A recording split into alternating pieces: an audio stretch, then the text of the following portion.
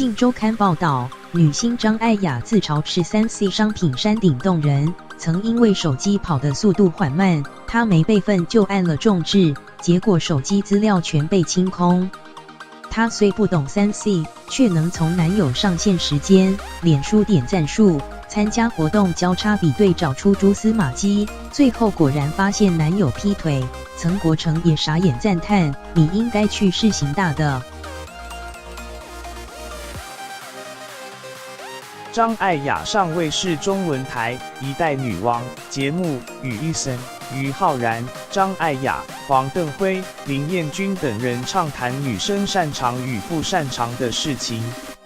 她表示，手机只会拿来发讯息、打电话、看社群网站跟拍照，因为艺人云端备份常出事，让她觉得好可怕。加上又是3C 白痴，导致她的手机从来没有备份过，所以也不敢用新手机，至今都还是用4年前出的旧型号，而且每一只都是用到直接挂掉，里面资料完全没有保存。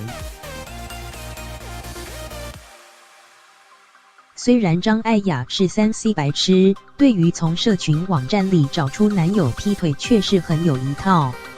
她曾经有任男友，刚开始交往的时候，通讯软体一上线就会敲她聊天，久了之后她发现看到男友上线后久久才发讯息给她，手机也开始会萤幕朝下盖着，让她开始觉得不对劲。